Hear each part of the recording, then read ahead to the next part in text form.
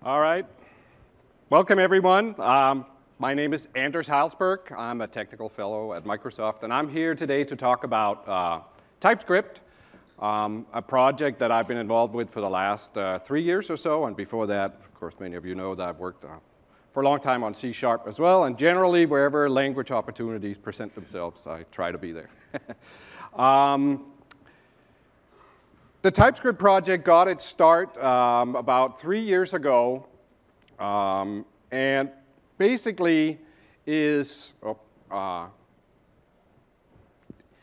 typed superset of JavaScript that compiles to plain JavaScript. We started the TypeScript project because we were getting a lot of feedback from internal users as well as external customers that writing large applications in JavaScript is hard. And there are a variety of reasons, A, why you want to write large applications, and B, why it's hard.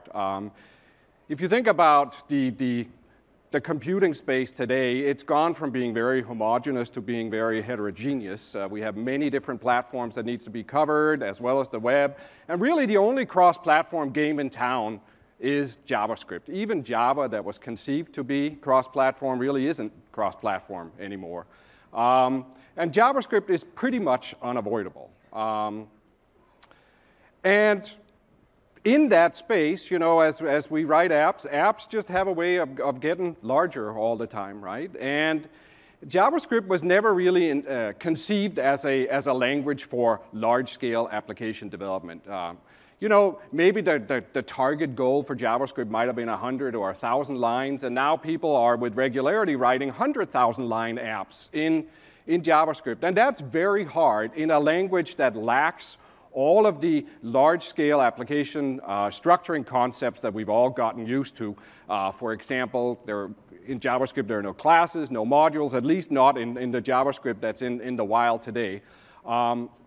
So when we thought about, you know, and also, you know, the tooling for JavaScript left a lot to be desired. So when we thought about what could we do to remedy this, there were sort of several ways we could go. You know, one was to, well, maybe we should cross-compile from another language to JavaScript, like from Java. Google has a project called Gwt that cross-compiles from Java to JavaScript, and we have an effort in-house, or had an effort called Script Sharp that would cross-compile C# to JavaScript. But if you think about it, probably the best way to write JavaScript apps is not to write them in a different language and then cross-compile them, because languages are different and they have different semantics and different facilities and so forth. And so we felt, you know, if we're really going to do something good for the JavaScript community, we ought to try to fix the things that are broken, but not actually substitute something different. And that was really sort of a guiding principle for the TypeScript project throughout. It's really about adding those things that are missing to JavaScript, and therefore it's a superset. And really, TypeScript to me sort of boils down to two major things. One is static types. If you think about what it is that powers the wonderful tooling that we've all gotten accustomed to in languages like Java and C#, at the core of it all is static types. You know, once you have static types in a program, it becomes much easier for the IDE to reason about what's going on. Things like statement completion, safe refactoring, find all references, go to definition, all of those things at the core are powered by having a static type system that understands what's going on in your program. You take those away, and it really sort of becomes guesswork. At a point, you know, you get to, if you have, say, 10,000 lines of JavaScript, and let's say you want to refactor something. You want to change a name of a property to some other name. And unfortunately, you picked a very common name for the property, like text. And here you have 25,000 lines of code, and you want to change the text property on this object, but not on all the other objects. Now you basically have to go find and replace, and then look at every reference and guess right here, was this the one I wanted to change or not? And that's insanity. You know, no one wants to do that. And so what ends up happening is these large JavaScript code bases end up becoming read-only over time because people dare not touch them, you know, and you just sort of work around the problem instead of actually addressing the core issue. But with types, we can do a much better job. Now, the thing that's interesting in particular about TypeScript's types is that they are optional. Traditionally, type systems have been sort of an on or off thing. You either have a dynamic language with no types at all, or you have a statically typed language where everything has a type. But in TypeScript, we've sort of turned that switch into a dial. And you can type it as much as you want. And the more you type it, the more we can help you make your code better. So that's sort of one important benefit that TypeScript delivers. I would say another is the ability to use features from the future today. If you think about what's happening in JavaScript, or in ECMAScript and JavaScript, where we're at right now is ECMAScript 6 is about a month away from being ratified by the ECMAScript committee. The spec is done. It's nailed down. All that can be changed really at this point is commas. And there's a whole bunch of features that are being delivered in ECMAScript 6, like classes and modules and arrow functions and destructuring and lots of good stuff. But it may not be possible for you to actually use that for another 3 to 5 years, if you think about it, right? Because you may be able to control your development environment that you write in, and you may be able to control on your local computer what kind of code you run, but you can't control what kind of browser the eventual user of your app is going to have. And a lot of people are going to have a lot of older browsers out there for a good long time. I mean, even today, it's not even clear that today it's safe to assume ECMAScript 5, right? And ECMAScript 5 has been out for, what, 5 years by now. So one of the things that we can do with TypeScript, and that we do, is we allow you to down-level compile your ECMAScript 6 code to down-level browsers. So you can use all of the facilities from ECMAScript 6, but we can actually generate code that will run in an ECMAScript 3 or an ECMAScript 5 compliant environment. So you get to have the future right now, if you will. And then later, as there's enough ECMAScript 6 that becomes available in the wild, you could maybe directly target ECMAScript 6 in your apps.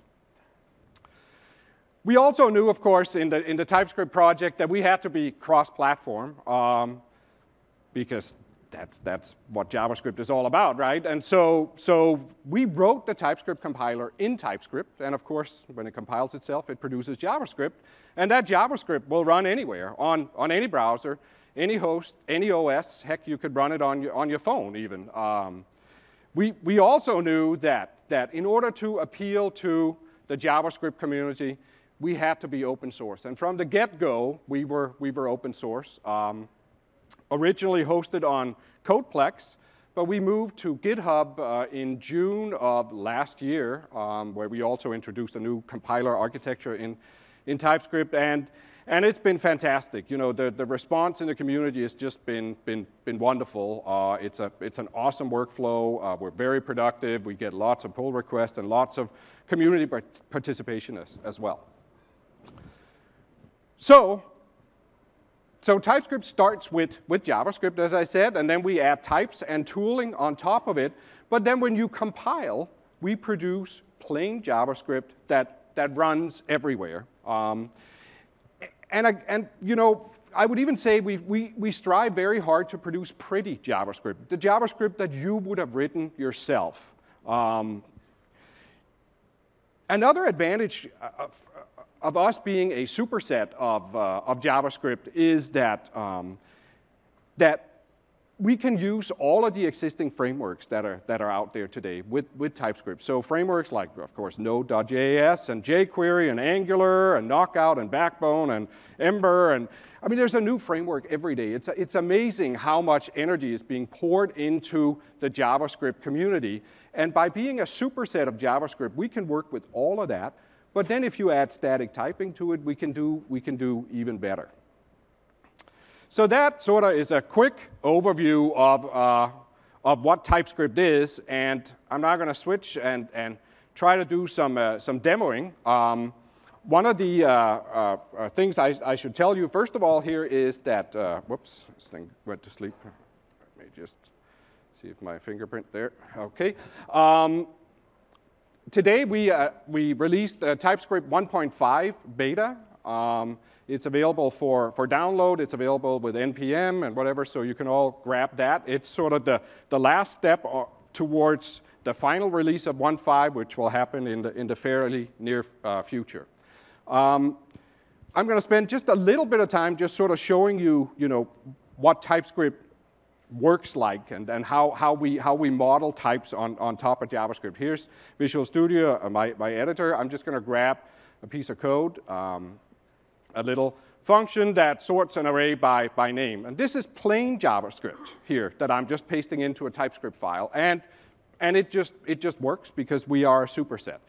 Now, in this code, there are no types whatsoever. So if I move around and I hover over things, you'll see that, well, we know there's a parameter called a, but we don't know what its type is. And therefore, we don't know what the methods of everything are. And we don't really know what sort by name results returns. It's just an any. And that, of course, means that I can write stuff like sort by name and then pass it the number 5, which obviously isn't going to work, but it's hard to tell. And clearly, it would be nice if I could somehow say that the type of A is supposed to be an array. And we're not the first to get that bright idea.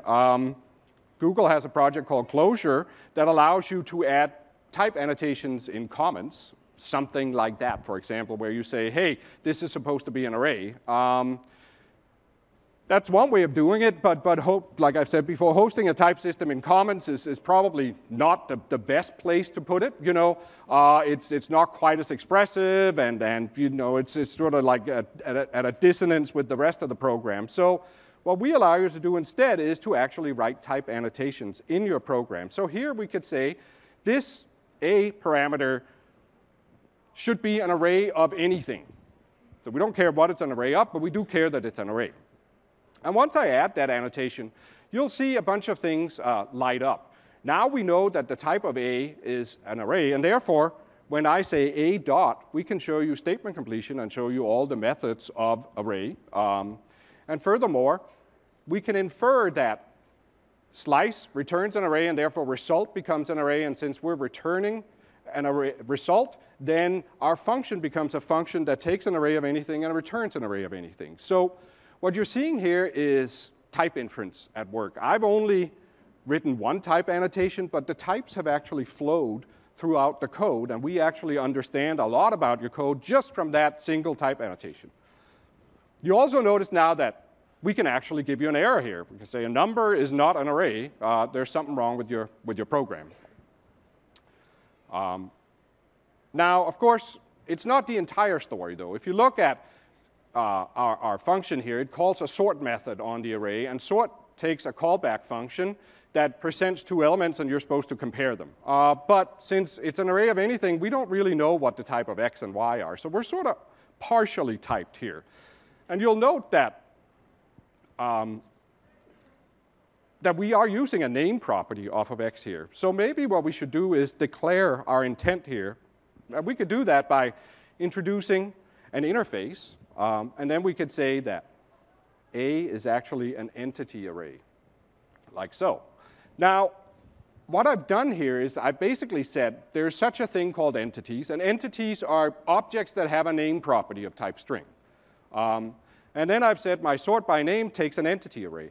And now we know here we can flow the types. We know that the sort function now is going to present entities to your code.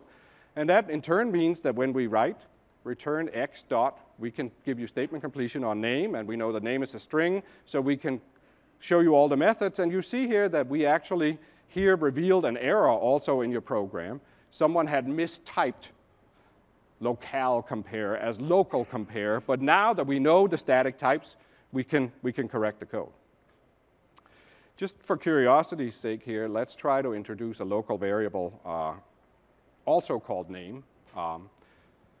Now we have two things called name. We have a name property and we have a name local variable. Let's say I go up here and I say I'd like to rename this guy to entity name. You'll see that we can tell these names apart because of static types. We understand that that there's a name property and there's a name local variable, and if there were other types with name properties, we would understand that this is not the same type. And so we can safely refactor your code, where otherwise you would have had to go through and look at every occurrence. And of course, in a small program, that's not a big deal, but as a program gets to be 10, 20, 30,000 lines of code, you really don't want to be doing that manually. Okay. In here, we can add additional stuff. Let's say a price colon number. And then let's try to write an entity, var e equals. And then actually, let's say e is an entity equals. And in here now, we can actually suggest for you the available properties. So name, hammer, comma, say price, $5.95. Like so. And it all works out because we have the right types in our program. Let's say now, for example, that I add an extra property in stock colon Boolean here. Now you'll see I get an error message down here that I am missing a property called in stock. But I could make that optional, and now basically what I'm saying in my type declaration is that if there is an in-stock property, then it must be of type Boolean. So if I add that property down here, then if I try to say 10, I get an error now saying that a number is not a Boolean. But if I use the value true, then things are good. Now, one thing that's interesting, too, about this piece of code here is that you'll note that I declared an interface, and then I just used it as an object literal here. Or I created an object literal. I didn't actually have to declare that that object literal implements the entity interface. And the reason I don't have to declare this is because TypeScript has a structural type system, as opposed to the nominal type systems that we're familiar with from, say, Java or C#. And in a structural type system, it's really, in a sense, formalized duck typing. You know, an interface declaration just says that an entity is a thing that has a name of type string and a price of type number and an optional property in stock. And anything that fits that is an entity automatically. And you don't have to actually go declare that a class implements this interface or that an object literal is an entity. It just happens if the structure matches.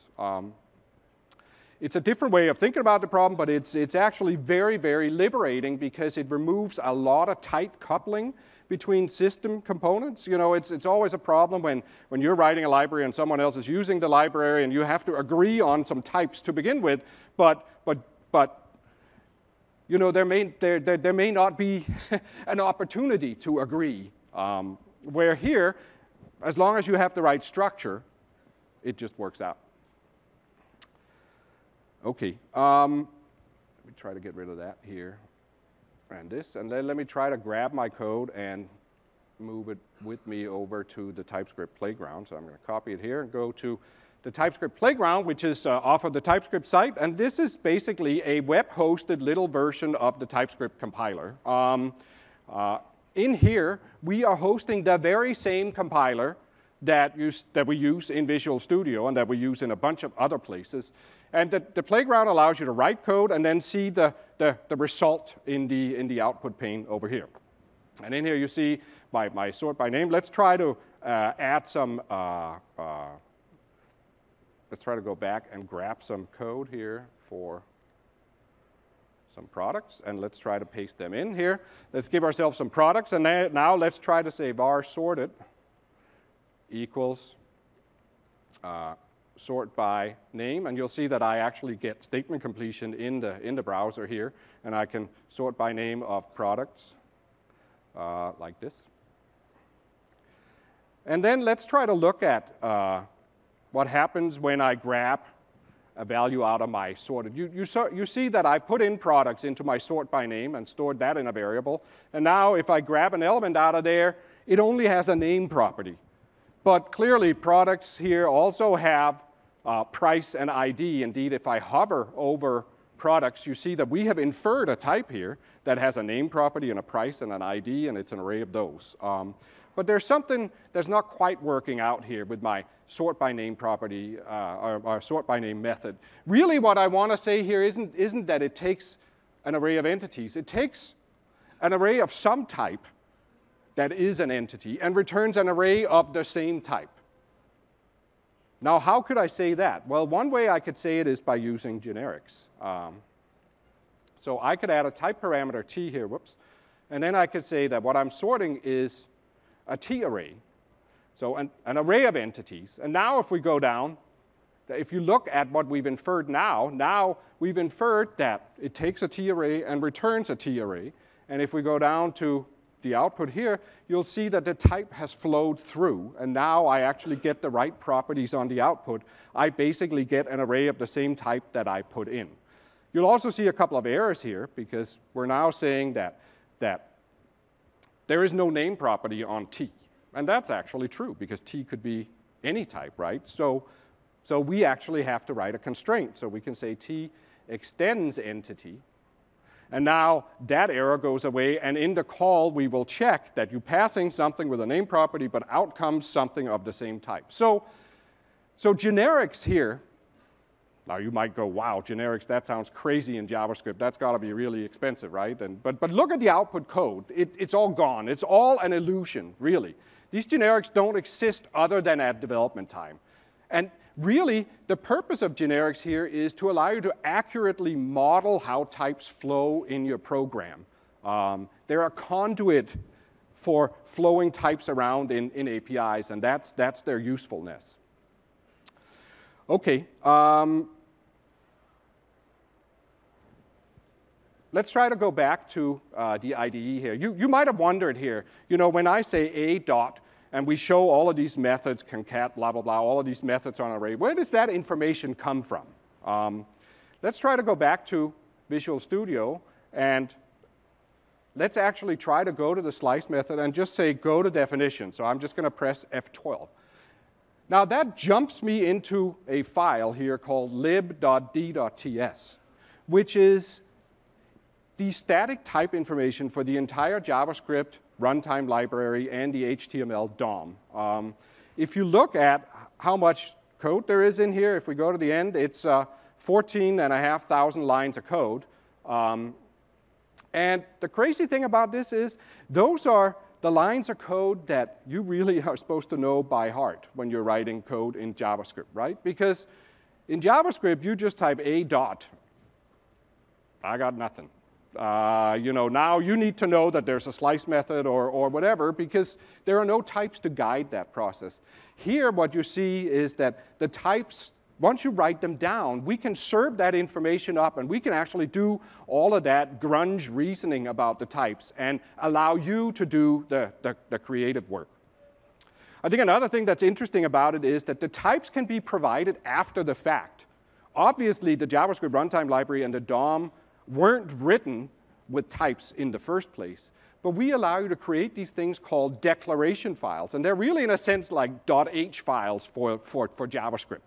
They allow you to write down all of the static type information. And once we have that, then we can serve it up and check it for you as you're writing your code in the IDE.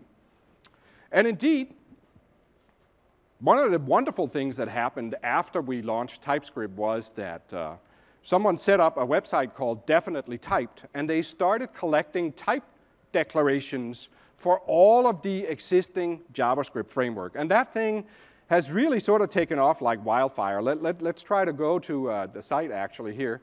It's hosted on GitHub. I think they are up to, there are 900 contributors up here. People, look at how many commits. They have about 800 or 900 JavaScript frameworks covered with type information. And basically, people are using this site to write down the metadata of programming on the web. They're writing down all of the static type information for all of these existing JavaScript frameworks. And now there are tools in place that can automatically provision your projects, a tool called TSD, for example, that goes and grabs definition files from definitely typed and puts them in the right place in your directory structure. And so now you can just, in a sense, declare, well, today I'm going to use, say, jQuery with Angular, and I'm going to use some knockout over here, and it can suck down all the declaration files, and off you are. It's fantastic. And this was all built by the open source community. And it really is a testament to the power of open source. I think it's awesome. OK, that's a quick overview of TypeScript. Now I'm going to start talking about some of the new stuff that's happening, because a lot has happened in the last year in TypeScript land. In fact, let me try to go to our wiki and show our, oops, that's not ours, that's definitely Types.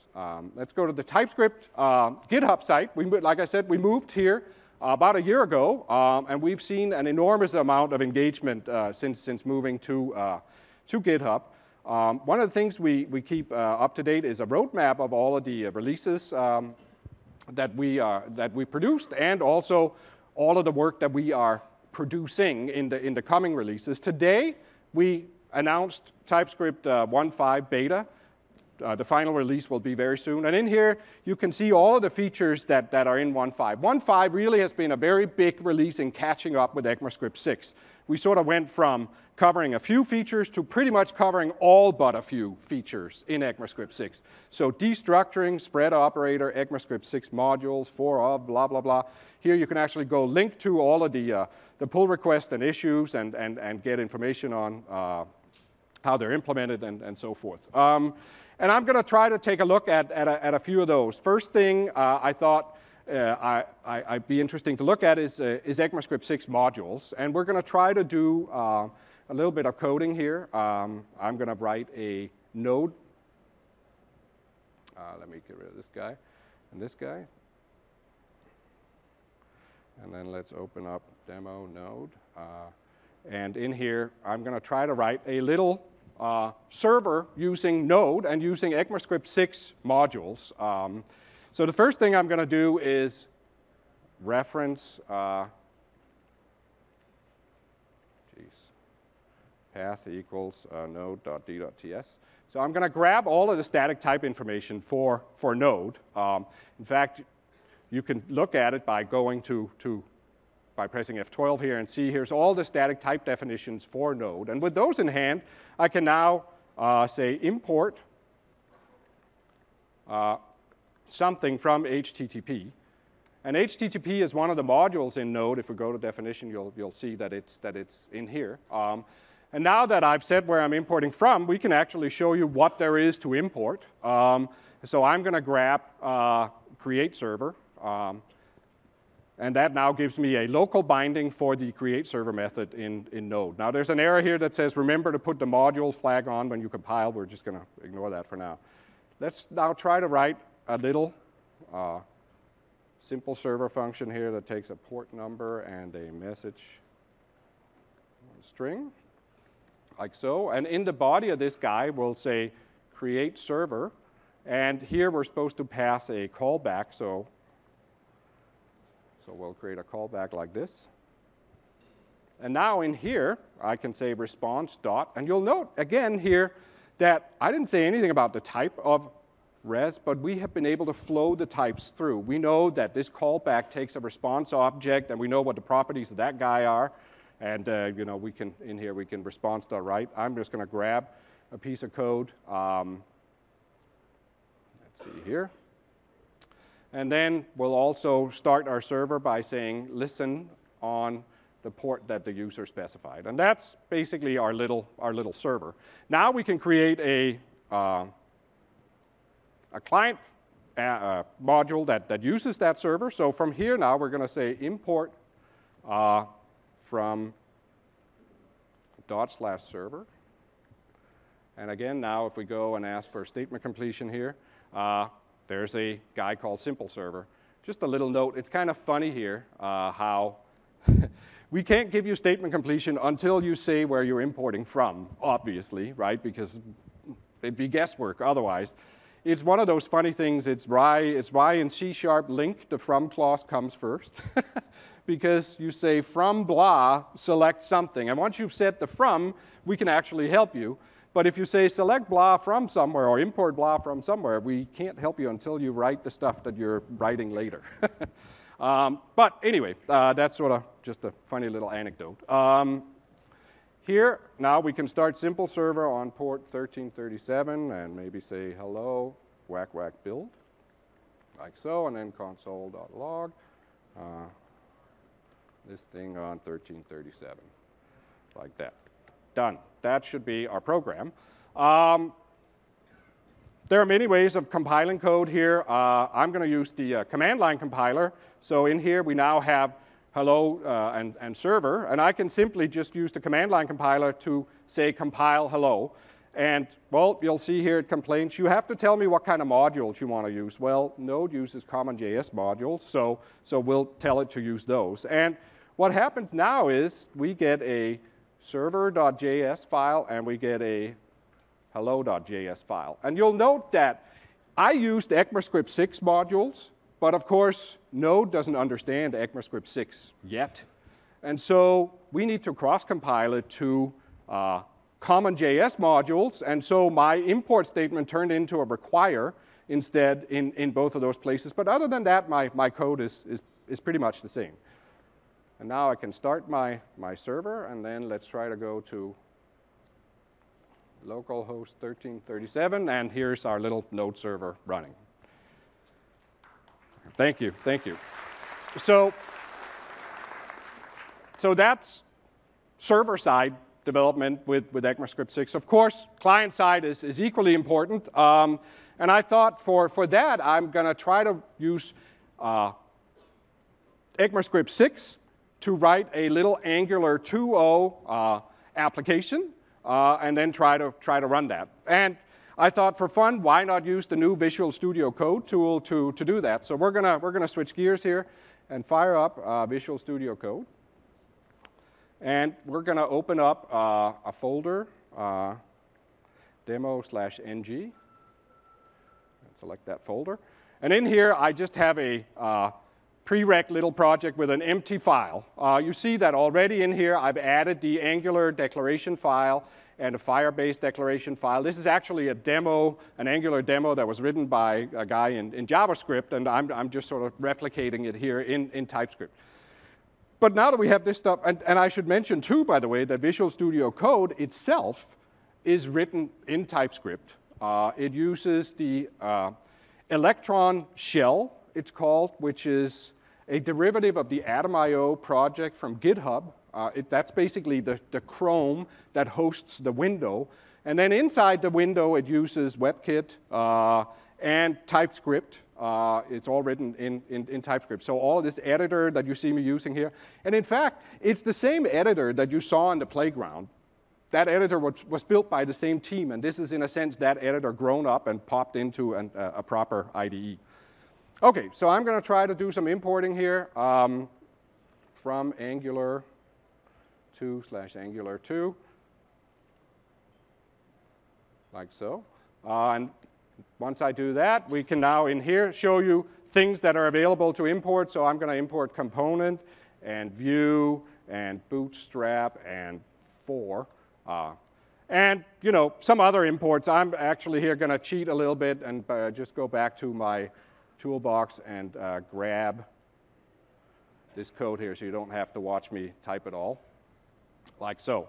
Then I'm going to write a class called to-do, say, MVC. And in here, I'm going to declare to-do service. Oh my gosh, there. To-do service, colon, Angular, Firebase array, and to-do edit. Null, and then write a constructor. And the constructor takes an Angular, fire object here. Jeez. There we go. And in here, I can say this dot, and you see we get statement completion, of course, to-do service equals sync dot as array, and we know what the methods on that guy are. And this dot to-do edit equals null. OK, so that's the constructor for my little object. Finally here, you know, in order to bootstrap the app, I would call bootstrap. Now, I also need to fill in the body here. Again, I'm going to cheat and grab some code here and just paste it in.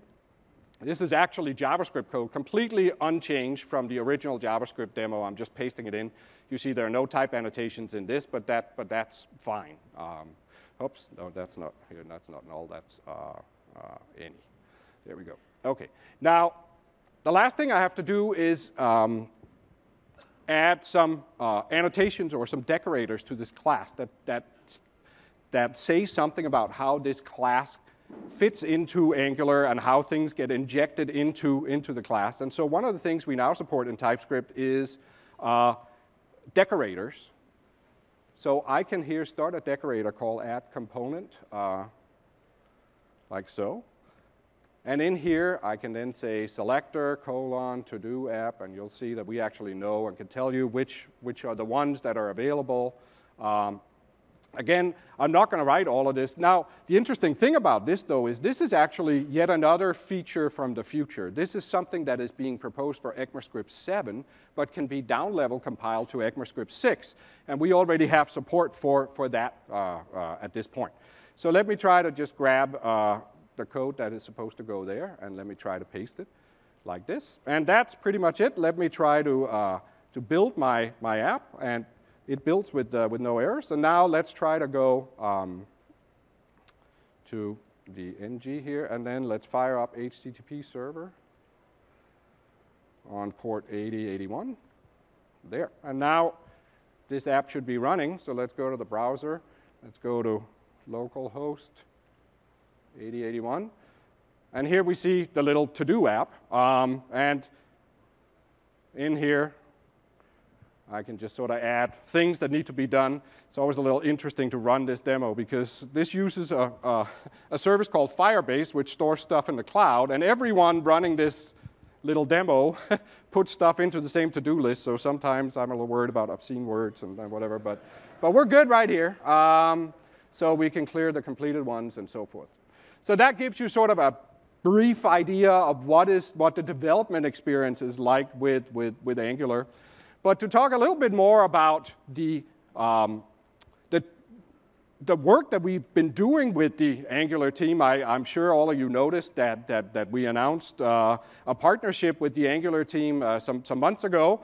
And rather than have me talk about why this partnership is wonderful, I thought I would bring up a couple of team members from the Angular team. So it's a big pleasure for me to introduce to you Brad Green and Miško Hevery from the Google Angular team. And they're going to talk a little bit about why they're using TypeScript. Welcome, guys. Good to see you. Miško. Yeah, there you go. Thanks, Anders. Well, Miško, why don't you tell folks a little bit about how we got started with TypeScript? Right. So about a year ago, we thought it was a good idea to announce a new language called AdScript. It was the best of JavaScript, best of TypeScript, and plus annotations. That's right. Soon after that announcement, we started chatting with Anders and other folks on the team about potentially merging our language work. Last March, we invited Jonathan from the TypeScript team to our main developers conference, where we announced that we had completely merged efforts, and we would be replacing all of AdScript with TypeScript in our work for Angular 2. I couldn't be. Yeah. I am relieved that we don't have to deliver a framework and a language. Me too, man. Me too. All right, but as I remember, not too long ago, you weren't actually that big of a fan of types in JavaScript, right? That's true. You know, it's funny because I come from a Java background, and there's plenty of types in Java. And when I went to move to JavaScript, it turns out I was able to build application without types. And so I thought, you know, this type stuff was kind of overrated, and who needs them anyways? But it turns out as the team grew and it got larger and we got more contributors, it kind of actually became useful to have types around. Yeah, well, tell folks why is that? So there's several reasons why that is. First of all, documentation. Types gives you names for things. You have a common vocabulary, common mental model, and just being able to refer to things is just a win-win for everybody. The next thing is when you're building an application with a framework, there's a lot of contract between a framework and what you have to do with the application. Having some kind of a tool, a compiler, to verify these contracts is very useful.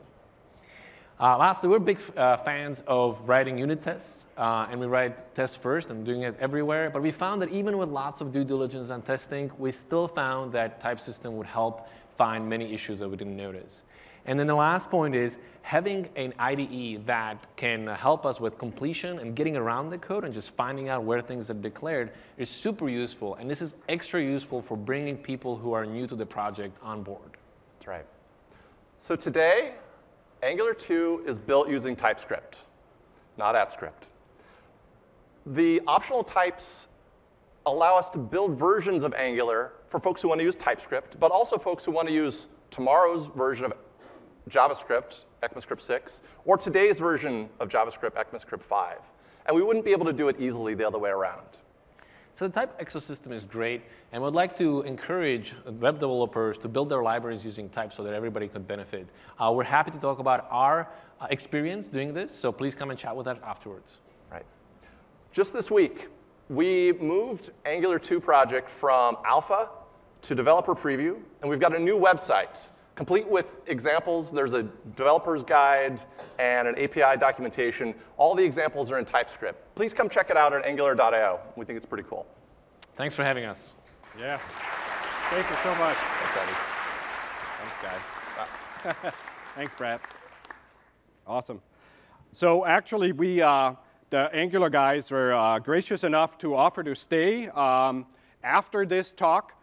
So from 1 to 2 p.m. Today, you can come chat with myself and the Angular team in this lounge area that's across from 3014 upstairs. So we look forward to seeing you there.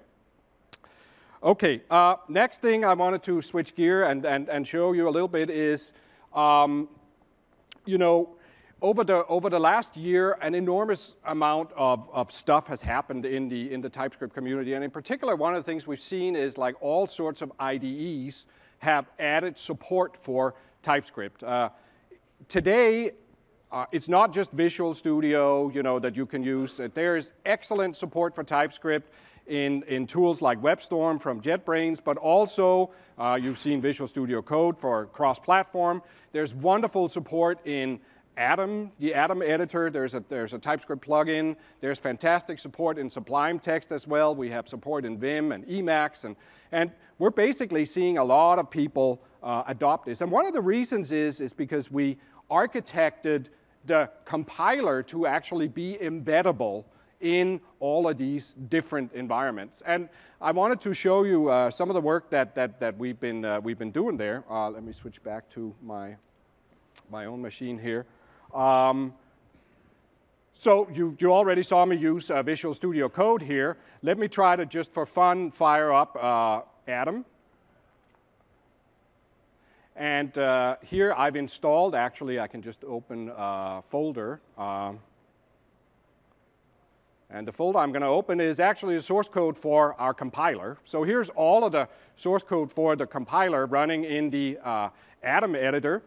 This is the main command line driver. If I go to the bottom of this file, I can navigate around by pressing F12, go to definition. You know, I can go to the definition of this dude. I can look at, you know, statement completion in here, like args dot, for example. So there's like a beautiful IDE there, and it's all built by using the same TypeScript engine that we use in Visual Studio.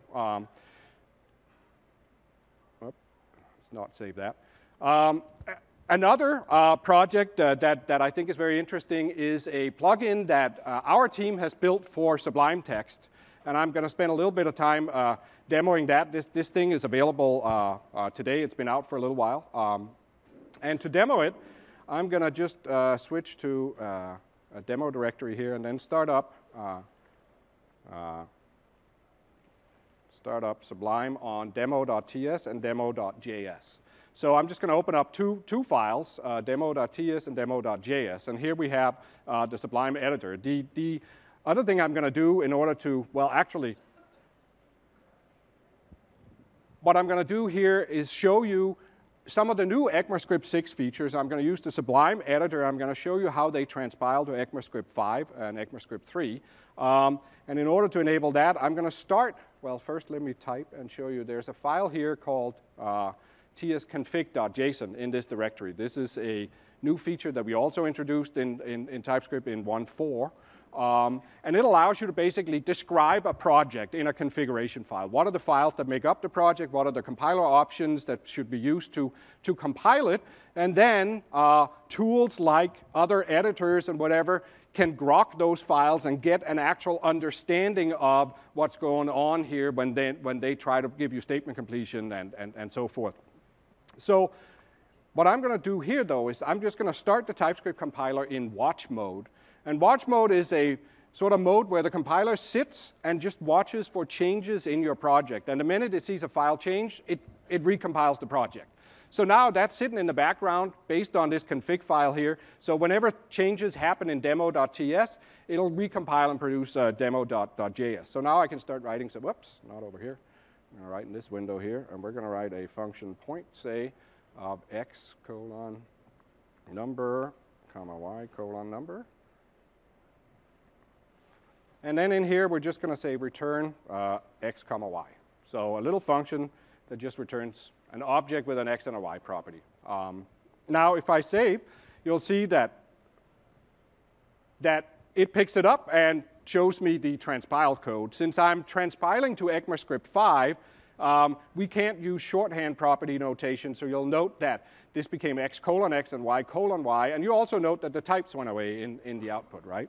So now I can say var p equals point of, and you'll note here in Sublime we have statement completion, and this is statement completion based off of type information, not based off of all of the identifiers in your file. So we actually understand for real what's going on.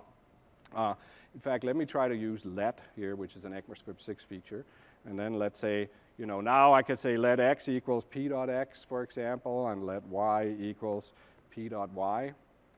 And if I save, you'll see that just comes out that way. Now, one of the cool features of ECMAScript 6 is destructuring. So I can actually, instead of first assigning to p and then grabbing properties out of there, I can just destructure directly into local variables. So I can say let x comma y equals point of 10 comma 20.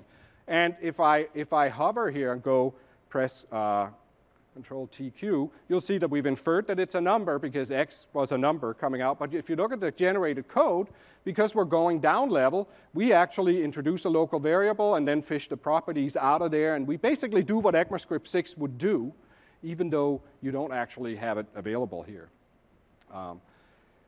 Destructuring also is available for arrays. So I can set let a equals 1 comma 2. Oops, 2, comma 3, comma 4, comma 5. Let's make an array of numbers. And then I could say, for example, let first comma rest equals a. And if we save that, you'll see that we actually can destructure your array by picking out the first element and the rest of the element, and we can translate that into whatever the appropriate existing facilities are in JavaScript. I can actually put the array back together again, so I could say let b equals first comma dot rest. If I save that, then you'll see that we generate the appropriate code for that. I could also, of course, put the first in the back of the array again, and we'll do whatever it takes to generate the right code here. Another cool new feature is for of. How often have you written for var n in a, and then expect it to be operating on the elements of the array? I would wager that probably everyone in their first experience with JavaScript has done this and has gotten surprised, because the for in loop enumerates the property names, not the values of those properties. But in ECMAScript 6, there's actually a for of statement, the one that should have been there in the first place. And you'll note what that transpiles to is actually a for loop. And this is like a super handy way of writing for loops now, and so that statement is going to become very, very popular, no doubt. Another fun feature is say of name colon string, comma points colon number, say, is string literals here. So in here, I could actually return a template string. And in template strings, you can sort of put holes in the string in the middle and get values of expressions put in there. So let me try to say here, for example, hello, and then $name. And in here, I get to put an expression that gets put in place in the array at that point. You have, say, points, like so.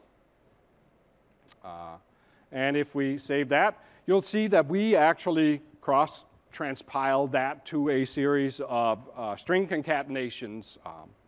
Now, one thing that's fun about this little demo here is I could actually open up the tsconfig file, and then I could go change my target to ES6, and then just press save. And then you'll note that all of my code jumps around now and becomes ECMAScript 6. So you can actually switch between the different versions of ECMAScript that you want. And here you'll note that we still do some changes. We get rid of type annotations and whatever, and there are a few features that, like ECMAScript 7 features that we would still have to transpile, but all of the other features, we can just let them through the way you wrote them. So this is a wonderful vehicle for just transforming your code to whatever the appropriate runtime environment is. Okay, final little cool feature I thought I would show is type guards and union types. Function, let's say display name here.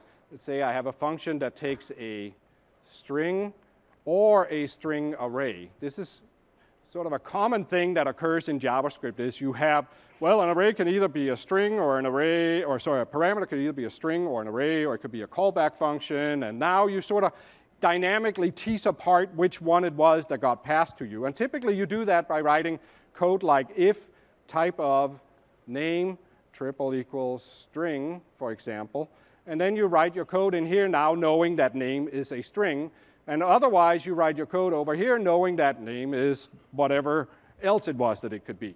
Now, if you're outside this if statement and we type name dot, you'll see that because we have a union type, a thing that could be either a string or an array of strings, we show you only those properties that they have in common. And they do have some in common, like length, for example, right? But inside the type guard, we've actually understood what your code is doing. And so if I type name dot here, we know that you have a string. And we show you all the methods of a string. And if you're down here and you'd say name dot, name dot, we know that it's an array, and we show you the methods of array. Indeed, if you ask for the type here, we tell you it's a string, and down here, we tell you it's an array. So we can actually, based on the tests that are occurring in your program, further narrow down the types and save you from having to put type assertions or typecasts in your code. Thank you. Thanks.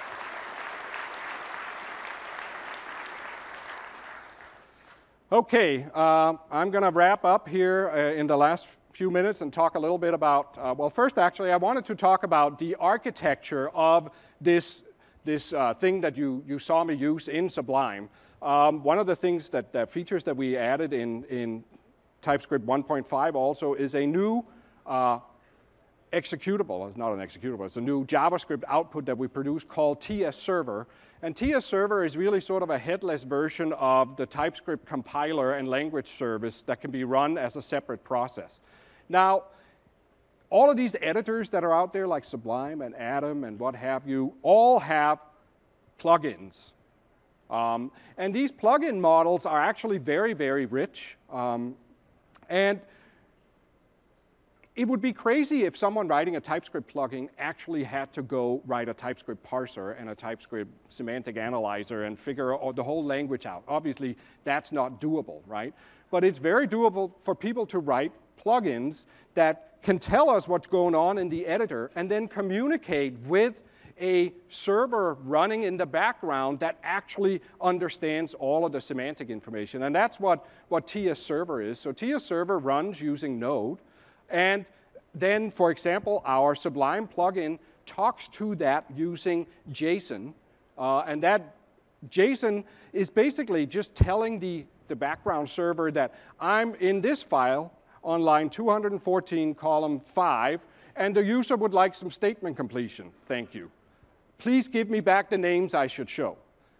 And then the black magic happens in this process over here that actually has loaded all the files and keeps a dynamically updated view of all of the type information, and then it can serve up the answers. And it can serve up answers for refactoring and go to definition and find all references. So it becomes much, much easier to write plugins in editors, and then we can sort of do all of the hard work, and you simply have to just talk a simple JSON protocol in between the components. So that's sort of what powers the Sublime plugin.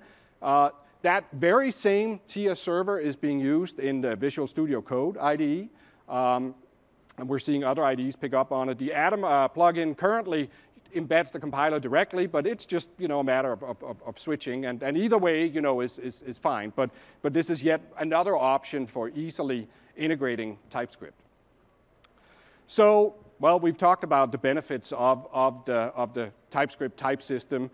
I would say that the thing that's interesting probably about the type system here is that it's not something that we've invented in a sense. JavaScript has always had a type system. It's just that it's never been manifest in the language. And really what we've done is we've formalized JavaScript's type system, and we basically allow you to write it down, if you will. Another thing is features from the future.